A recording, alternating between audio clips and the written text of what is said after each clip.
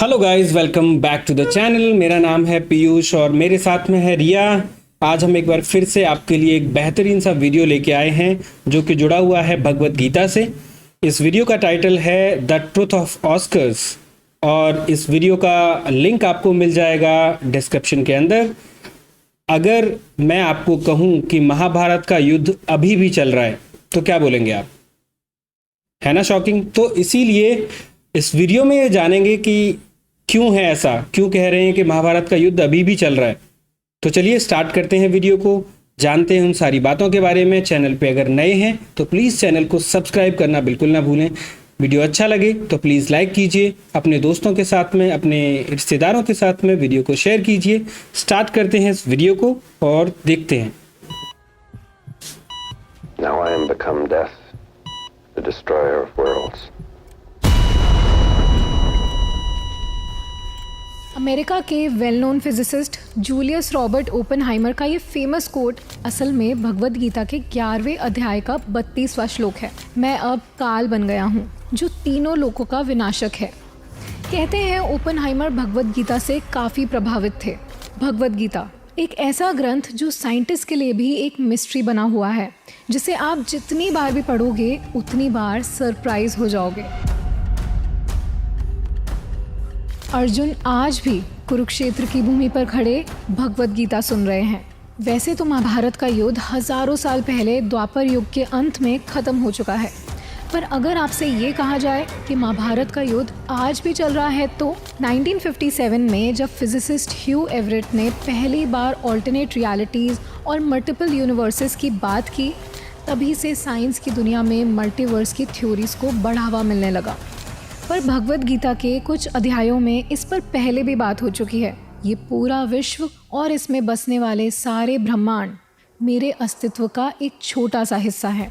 गीता के 10वें अध्याय में कहे गए इस श्लोक से ये अंदाज़ा लगाया जा सकता है कि हमारे यूनिवर्स के अलावा भी ऐसे कई यूनिवर्सेस हैं जो श्री कृष्ण का हिस्सा हैं। भगवत गीता के 11वें अध्याय में श्री कृष्ण ने अर्जुन को बताया कि सारा ब्रह्मांड उन्हीं से बना है। अर्जुन के प्रार्थना करने पर श्री कृष्ण ने उन्हें अपना विश्व रूप दिखाया। उनके इस विश्व रूप के कई सारे सर थे, कई भुजाएं थी और उनके हाथों में अलग अलग अस्त्र थे। कई रंगों और आकारों से बना उनका ये विश्व रूप अर्जुन को हर दिशा में नज़र आने लगा और उन्हें श्री कृष्ण के शरीर के अंदर हमारी यूनिवर्स जैसे कई सारे यूनिवर्सेस दिखने लगे। और तभी अर्जुन को रियलाइज़ हुआ कि जिस श्री कृष्ण को वो अपना मित्र मानते हैं वो असल में सारे ब्रह्मांड के कर्ता धर्ता है। पर अगर सारे यूनिवर्सेस श्री कृष्ण से बने हैं तो सब अलग अलग समय में क्यों चल रहे हैं? भगवत गीता के 8वें अध्याय के अनुसार हमारे यूनिवर्स की टाइम साइकिल ब्रह्मा जी के हिसाब से चलती है। भगवत पुराण में ये कहा गया है कि हर यूनिवर्स में एक अलग ब्रह्मलोक है और वहाँ एक अलग ब्रह्मा जी हैं जो अपने यूनिवर्स की टाइम साइकिल को मेंटेन करते हैं और ये सभी टाइम साइकिल्स एक दूसरे से अलग हैं। अगर आप भगवत पुराण में मेंशन मल्टीवर्स के बारे में और जानना चाहते हैं तो हमारी ये वीडियो देख सकते हैं।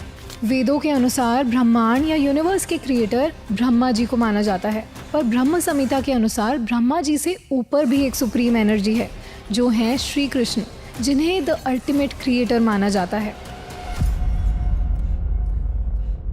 मैं पहले भी यहाँ रह चुकी हूँ। 1930s में एक 4 साल की बच्ची शांति देवी अपने घर वालों से अजीबोगरीब बातें करने लगी थी। वो उन्हें अपने पिछले जन्म के बारे में बताने लगी थी। वो कहाँ रहती थी, उसका पति कौन था और किन कारणों से उसकी मौत हुई थी। शांति देवी को आज भी पुनर्जन्म का एक दिलचस्प केस माना जाता है। हमने पास्ट में शांति देवी और उनके पुनर्जन्म की कहानी पर भी एक वीडियो बनाई है जिसे आप देख सकते हैं। पुनर्जन्म या रीइंकार्नेशन एक ऐसा टॉपिक है जो सुनने में किसी इंटरेस्टिंग मूवी की कहानी की तरह लगता है, पर इस टॉपिक ने आज तक साइंटिस्ट को भी बेचैन किया है। 1960 में एक American psychiatrist doctor Ian Stevenson ने रीइंकार्नेशन पर एक डिटेल स्टडी की, जिसमें उन्होंने 3000 से भी ज़्यादा रीइंकार्नेशन केसेस को कलेक्ट किया और उनके डिटेल एग्जामिनेशन में ये सामने आया कि कई 8 से 9 साल के बच्चों को कुछ ऐसी बातें और जगह याद थी जिनका उनसे कोई रिलेशन नहीं था। डॉक्टर स्टीवेंसन को अपनी रीइंकार्नेशन थ्योरीज के लिए काफ़ी क्रिटिसिज्म भी मिला। आज भी साइंस रीइंकार्नेशन को किसी मिस्ट्री या मिथ की तरह ही देखता है, और भगवद गीता में इस पुनर्जन्म के कॉन्सेप्ट को काफ़ी डिटेल में एक्सप्लेन किया गया है। भगवद गीता में श्री कृष्ण ने अर्जुन को ये समझाया है कि हमारा शरीर डिस्ट्रॉय हो सकता है पर हमारी आत्मा हमेशा अमर रहती है। गीता के 8वें अध्याय के 6ठे श्लोक के अनुसार जो बातें इंसान को उसकी मृत्यु के वक्त याद होती हैं वो उसकी आत्मा का एक हिस्सा बन जाती हैं, और वही बातें वो दूसरे शरीर में जाने के बाद भी याद कर पाता है। इन्हें पॉपुलरली पास्ट लाइफ मेमोरीज कहते हैं, जिनके सोर्स पे आज भी आर्ग्यूमेंट्स और डिबेट्स हो रहे हैं। भगवद गीता कहती है कि मृत्यु और पुनर्जन्म एक ऐसी नेवर एंडिंग साइकिल है जिससे आत्मा बार बार गुजरती है। पर क्या साइंस आत्मा को मानता है? डॉक्टर विल्डर पेनफील्ड ने अपनी book the mystery of mind में एक ऐसे एक्सपेरिमेंट को मेंशन किया है जिससे वो आत्मा की एग्जिस्टेंस को प्रूव करना चाहते थे। हमारे ब्रेन में अलग अलग एरियाज़ होते हैं जो अलग मूवमेंट्स और एक्शंस के लिए रिस्पॉन्सिबल होते हैं। डॉक्टर पेनफील्ड के एक्सपेरिमेंट में उन्होंने दिमाग के कुछ एरियाज़ को आर्टिफिशियली एक्टिवेट करके अपने सब्जेक्ट्स के हाथों की कुछ मूवमेंट्स कराई। उन्होंने ये सवाल उठाया कि अगर आर्टिफिशियली एक्टिवेट करने पर ब्रेन इंसान से ये मूवमेंट्स करवा रहा है तो नॉर्मल लाइफ में ब्रेन को सिग्नल कौन देता है। वो इस नतीजे पर पहुँचे कि अगर ब्रेन एक कंप्यूटर है तो उसे कोई चीज़ प्रोग्राम कर रही है, और वो है हमारा सोल या आत्मा।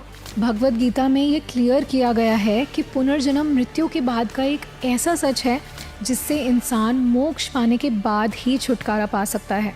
मोक्ष या लिबरेशन एक ऐसी स्टेट है जिसमें आत्मा जन्म, मृत्यु और पुनर्जन्म की साइकिल से आज़ाद हो जाती है। भगवद गीता के 7वें और 15वें अध्याय में एक ऐसे यूनिवर्स का जिक्र किया गया है जहाँ ना ही सूरज और ना ही चांद की रोशनी है। वहाँ जो भी रोशनी है वो परमात्मा के तेजस्वी रूप से है। यहाँ श्री कृष्ण के परमात्मा रूप वास करते हैं, और यहाँ सिर्फ उन लोगों की आत्मा जाती है जिन्होंने खुद इस दुनिया से अलग होकर मोक्ष हासिल किया है। भगवद गीता का ये हिस्सा ना ही सिर्फ आत्मा के बारे में बात करता है बल्कि यहाँ फिर से एक अलग यूनिवर्स के एग्जिस्टेंस की बात की गई है। अच्छा, इसके बारे में ये जो पुनर्जन्म वाली जो बात है पता है वैसे कितने एग्जाम्पल्स देखे हमने। तो जब मैं जब यहाँ दिल्ली शिफ्ट हुआ था उसी टाइम की, उससे पहले की बात है कि हमारे यहाँ के करीबन 11-12 लड़के थे, क्रिकेट खेलने जा रहे थे वो, और उधर से नदी किनारे आ रहे थे वापस में। तो वो पूरी जो जिसमें वो थे वो लकड़ी का वो क्या जुगाड़ बोलते हैं हमारे एरिया में, हाँ, तो वो जो है उसमें नदी में गिर गई। वो 10-11 लड़के सबके सब मर गए। ठीक है, उसमें से ज़्यादातर लड़कों ने जो जन्म लिया वो आसपास के गांव में ही लिया। और एक हमारे यहाँ पे एक बंदा है जो पटाखे वगैरह बनाने का काम करते हैं। तो जब वो लड़का थोड़ा सा बड़ा हुआ, 2-3-4 साल का हुआ है, तो वो उसने धीरे धीरे चीज़ें बताना स्टार्ट किया होगा। जब बोलता होगा तो पहले तो लोग मानते नहीं, फिर धीरे धीरे उन्हें लगा कि हाँ ये भी क्या बोल रहा है, उसकी बातें सुनी समझी। तो फिर वो लेके आया अपने घर मेरठी में, वहाँ लेके आया और वहाँ उसने सब चीज़ें बताई कि ऐसे ऐसे मेरी डेथ हुई थी, कौन कौन क्या है, पूरे सारे रिश्तेदारों को, सब लोगों को पहचानता है, कौन सी चीज़ उसकी कहाँ रखी हुई है, सब बताया उसने। और ऐसा ये तो एक सिंगल केस है, ऐसे कई केस हुए उन्हीं लड़कों में से। सारे के सारे नहीं, लेकिन 3-4 जो कि आसपास के गांव में ही बर्थ लिया उन्होंने, और वो सारा कुछ बता देते हैं। हाँ, इवन ये जो बता रहा हूँ जिस लड़के को, ये लड़के को तो इन्होंने वापस दे दिया उसको, उन्हीं को, ओरिजिनल माँ बाप को दे दिया। ओरिजिनल क्या, वो भी ओरिजिनल ही हाँ, होंगे। मतलब वो भी ओरिजिनल पहले वाले जो थे, पिछले जन्म वाले। मतलब ये कितना अमेजिंग नहीं है कि पहले एक लड़का था, वो उनका था, डेथ हो गई, दोबारा जन्म लेके फिर दोबारा से वही हो गया। Fascinating. Now I am become death, the destroyer of worlds. अरे ये वीडियो पीछे हो गया, चलो कोई नहीं, आगे कर देते हैं।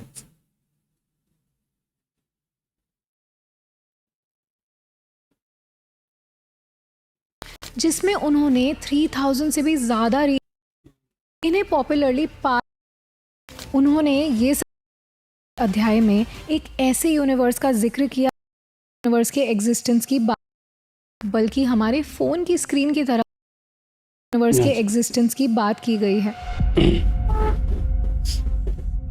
हमारी दुनिया सच में एग्जिस्ट ही नहीं करती।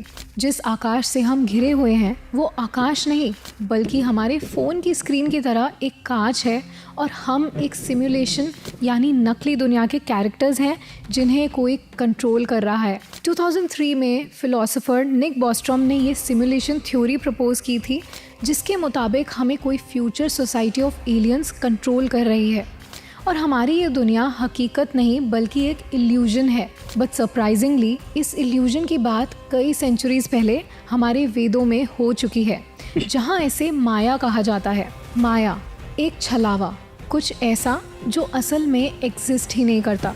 जैसे किसी सिमुलेशन गेम में हम अपनी मर्जी से हमारा वर्ल्ड डिज़ाइन कर सकते हैं और उसे डिलीट भी कर सकते हैं, कुछ इसी तरह भगवद गीता के अध्याय 9 के अनुसार श्री कृष्ण ने हमारे इस मटेरियल वर्ल्ड को और इसमें जी रहे सारे जीवों को बनाया है, और वो ही इस दुनिया को डिस्ट्रॉय भी कर सकते हैं। तो जिस सिमुलेशन थ्योरी को साइंटिस्ट समझने की कोशिश कर रहे हैं, वो शायद श्री कृष्ण ने भगवद गीता में ऑलरेडी एक्सप्लेन कर दी थी। फ़र्क सिर्फ इतना है कि जहाँ कुछ लोगों को लगता है कि हमें एलियंस कंट्रोल कर रहे हैं, वहीं भगवद गीता कहती है कि हम एक ऐसे यूनिवर्स का हिस्सा हैं जो परमात्मा या सुप्रीम गॉड के कंट्रोल में है, जो श्री कृष्ण का ही एक रूप है। भगवद गीता में योग और मेडिटेशन के महत्व को बार बार बताया गया है, पर क्या आप जानते हैं कि मेडिटेशन की ताकत से दुनिया में हो रहे क्राइम को भी ख़त्म किया जा सकता है? साल 1993 अमेरिका के वॉशिंगटन डीसी का एक छोटा सा शहर जुर्म और बुराई से पीड़ित था।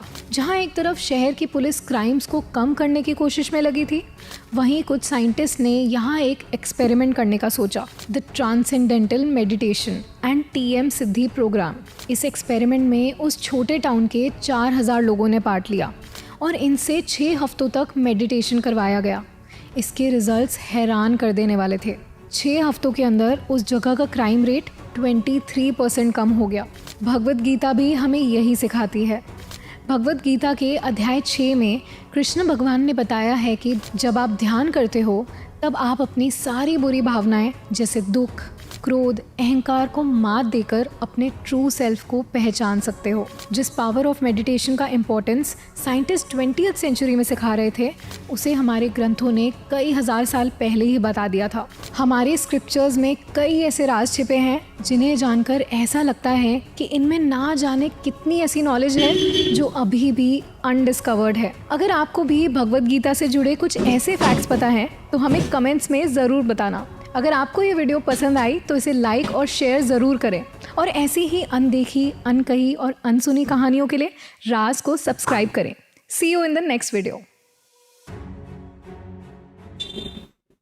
ओके, सो अच्छा वीडियो था पहली बात तो। और वैसे भी पता है, हमारे ग्रंथों से जुड़े हुए जितने भी वीडियो आते हैं, जो बातें आती हैं, तो सोचो कि पहले के लोग कितने इंटेलिजेंट थे। हाँ, जो कि वो हो रहा है वो पहले से हाँ, इतने हजारों साल पहले उन्हें पता था कि क्या होगा और कैसे ये दुनिया आगे चलेगी और क्या नहीं चलेगी। तो वैज्ञानिक जो है आज की डेट में ढूंढ रहे हैं छोटी छोटी चीजें, ये बहुत पहले ही सब कुछ एक्सप्लेन करके लिख के हमारे ग्रंथों में चले गए लोग। तो अमेजिंग बात है ये। और बाकी मतलब भगवद गीता पढ़ने की मेरी क्यूरियोसिटी बहुत लंबे टाइम से, बीच में मैं लेके भी आया था, तब वो दीदी आई थी तो मैंने दीदी को दे दी। मैंने तो कहा डेली पढ़ती है। हाँ, तो मैं उनको दे दिया कि मैंने कहा तुम पढ़ो। ये मुझे लगता है कि हर इंसान को, हम सबको कम से कम मरने से पहले भगवद गीता हुआ, रामायण हमें पढ़ना शुरू करो, अगले दिन पढ़ जाओ। नहीं पढ़नी चाहिए, क्योंकि बहुत सारे क्वेश्चंस के आंसर, जो बहुत का ऑलमोस्ट क्वेश्चंस के आंसर जो है आपको भगवद गीता से मिल जाते हैं, ऐसा लोग बोलते हैं। और सारी हमने मान लो पढ़ी तो नहीं है, लेकिन बहुत सारी वीडियोस देखे हैं और बहुत हद तक तो हमें पता ही है चीज़ों के बारे में, है ना। तो पढ़नी चाहिए। बाकी आपको पता है भगवद गीता किसने लिखी थी? कुछ लोग बोलते हैं वेद व्यास जी ने, कुछ लोग गणेश जी। किसने लिखी? जहाँ तक मुझे पता है गणेश जी का होगा, गणेश जी और वेद व्यास जी के बारे में ही पता है। बाकी देखो ओरिजिनल वर्जन कौन लेके आया सबसे पहले? ओरिजिनल कभी मतलब अगर गूगल पे सर्च करो तो वेद व्यास जी आते हैं। पता नहीं एग्जैक्टली, अब वही तो है कि अब एक तो क्या है, जितनी भी जो किताबें हैं ऐसी, उसका जो ओरिजिनल वर्जन पहले हुआ करता था, उसके बाद जो पब्लिशर्स अब जो आ गए मार्केट में, वो क्या करते हैं, उसको चेंज कर करके कुछ, क्योंकि अब लोगों का भी कुछ होता है कि भाई अब मैं अगर श्री कृष्ण को मानता हूँ तो उनको मैं, जो भी मेरे मन में भाव आते हैं मैं उस तरीके से देखना चाहता हूँ। तो लोग क्या करते हैं कि किताबों में वो अपने भावों को, भाव जो डाल के और अपने अकॉर्डिंग उसको चेंजेस कर देते हैं। खैर अभी भी बहुत सारे पब्लिशर्स हैं जो कि गीता प्रेस स्पेशली, इनके यहाँ पे जो बुक्स मिलते हैं वो ज़्यादातर ऑलमोस्ट ओरिजिनल वर्जन्स होते हैं उनके। एनीवेज, बहुत अच्छा वीडियो था, आप लोगों को कैसा लगा आप भी बताइए कमेंट करके। वीडियो को लाइक कीजिएगा, चैनल पे अगर नए हैं तो प्लीज़ यार सब्सक्राइब भी कर दिया करो। ओके, बाकी और अच्छे ऐसे वीडियो हम लाते रहेंगे, क्योंकि इन वीडियो से क्या होता है कि हमें भी बहुत कुछ सीखने को मिलता है, आप भी बहुत कुछ सीख सकते हैं अगर आप पूरा वीडियो देख रहे हैं तो। ठीक है, मिलते हैं अगले वीडियो में, तब तक के लिए जय हिंद, जय Bharat, bye bye, take care.